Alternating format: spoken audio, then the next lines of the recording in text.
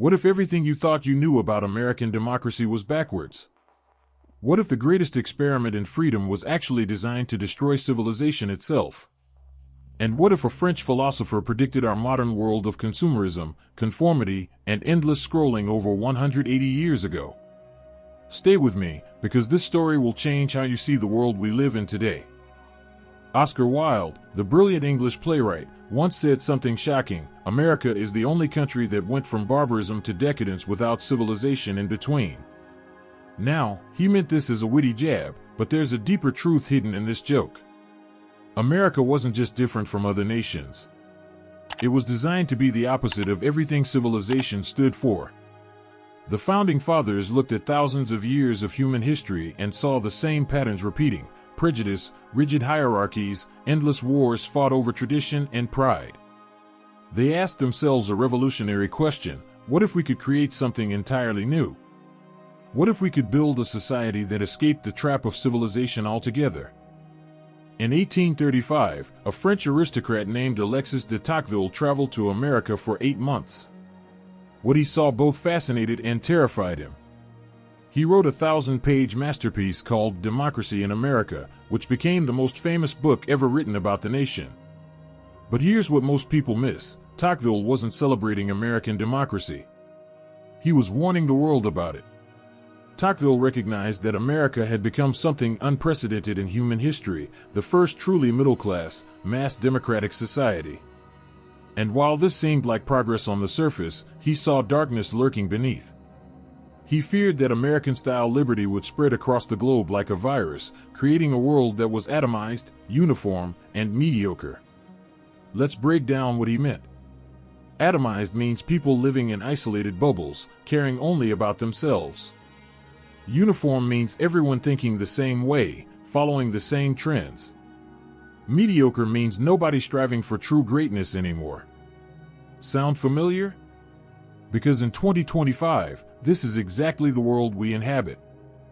To understand how we got here, we need to talk about what it really means to be middle class. The middle class creates something unique in human society: constant anxiety, uncertainty, and ruthless competition. Think about it this way.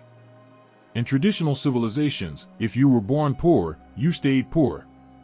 If you were born noble, you kept your status even if you had no money. Your position was stable, passed down through generations. There was certainty in that world, even if there was also injustice. But in a middle-class society, everything is temporary. You could build a successful business today and lose everything tomorrow. You could be wealthy one year and bankrupt the next. Nothing is guaranteed. Nothing is permanent. This creates a psychological condition that drives middle-class behavior. The anxiety of never being secure enough leads to obsessive accumulation. You can never have enough money, enough status, enough achievement, because you're always one mistake away from falling back down. Think of Benjamin Franklin with his strict schedules, his penny pinching, his endless drive to achieve more and more. This wasn't just personal discipline. It was the anxiety of the middle class manifesting as a lifestyle. And this anxiety has become the baseline psychology of modern life. Tocqueville wrote something profound about democratic societies. He said they would be less brilliant than aristocracy, but also less plagued by misery. Pleasures would be less extreme, prosperity more general, knowledge less exalted, but ignorance more rare. Picture it this way. Traditional societies had a huge gap between the rich and poor, between the brilliant and the mediocre. Democracy promised to compress that gap, creating a more equal distribution. In theory, this sounds wonderful. If you're born randomly into a democratic society, you're more likely to live a comfortable life than in an aristocratic one. But Tocqueville realized the actual result was different. Instead of elevating the bottom, democracy was flattening everything. It wasn't raising people up to a happy medium. It was creating a vast plateau of sameness, crushing both the heights and depths of human experience. Here's where Tocqueville's warning becomes chilling. He observed that America had destroyed those individuals who once had the power to battle tyranny on their own. In aristocratic societies, great individuals could challenge unjust systems. They'd be supported by others who recognized injustice when they saw it.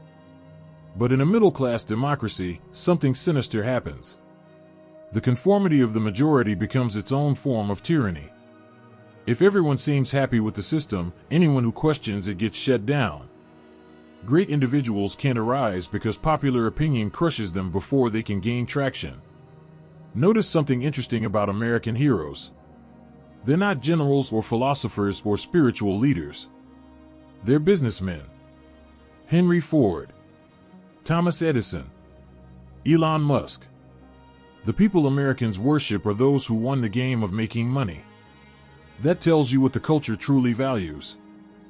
Tocqueville made another devastating observation. I see men who in the name of progress seek to reduce men to material beings. This is the ultimate problem he identified with America. In traditional civilizations, people were asked to sacrifice for something greater than themselves, their nation, their faith, their culture. The meaning of life was clear, even if it was harsh. But in America, people were told the purpose of life was to make money and buy things. That's it. Material acquisition became the highest goal. Tocqueville wrote, I see an innumerable host of men, all alike and equal, endlessly hastening after petty and vulgar pleasures with which they fill their souls. Above these people stands an immense government power that assumes responsibility for securing their pleasures and watching over their fate. Does this sound familiar? In our modern world, we're told that happiness comes from consumption. Buy the right products, achieve the right lifestyle, accumulate the right possessions. The government's job is to keep the economy running so we can keep buying. We've become a civilization of consumers, and consumption is our only shared value. So what exactly is America? It's not really a civilization in the traditional sense. Civilizations are built on shared history, culture, and values. They ask people to maintain, protect, and defend a way of life that stretches back through generations. But civilizations have serious problems. They breed prejudice, the belief that your culture is superior to all others. This leads to war, violence, and closed-mindedness. Civilizations resist change, limit immigration, and reject foreign ideas. These problems were unacceptable for America, a nation founded by immigrants, built on diversity, and dependent on remaining open to new ideas from Europe. So instead of building a civilization, America's founders created something else, a game. The U.S. Constitution isn't really a blueprint for civilization. It's a rule book for a game. The government acts as game master, and for the game to work, it must be fair, transparent, and democratic. The rules are simple: make as much money as you can. Whatever you earn through fair play is yours forever, protected by law. You can even pass it to your children. This is brilliant in many ways. Anyone can play the game regardless of their background. It encourages innovation and welcomes diversity because everyone is just trying to win. It allows America to absorb immigrants endlessly because they're not being asked to adopt a civilization. They're just being asked to play the game. And here's the thing, the game worked. America became incredibly wealthy and powerful. And as it did, the game spread across the world. Today, even in countries with ancient civilizations like China, people are playing the American game. Go to school, get educated, make money, buy things. That's the formula everyone follows now. We've all been, in a sense, programmed to play this game. It's become the invisible framework of modern life, so universal that we barely notice it anymore. But Tocqueville saw the end game too.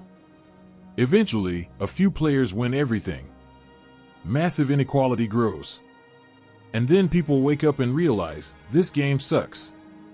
The winners take all, and everyone else is left struggling on the treadmill, chasing a victory that will never come. When that happens, people become nostalgic. They start to miss what civilization offered: clear identity, shared purpose, meaning beyond material gain. They want to belong to something greater than themselves again. This nostalgia is powerful and dangerous. It drives movements that promise to restore a mythical past, to make things great again by returning to an imagined golden age of clear values and shared identity. Tocqueville ended with a dark prophecy. He said that America, as structured, is not sustainable long-term. One of two things will happen: either it will tear itself apart in civil conflict, or a tyrant will emerge and it will become a monarchy again. The game cannot last forever. We live in the world Tocqueville predicted. A world of atomized individuals, endlessly consuming, thinking the same thoughts, living mediocre lives in comfortable bubbles. A world where the game has replaced civilization, and we've forgotten why we once needed something more. The question is, what comes next?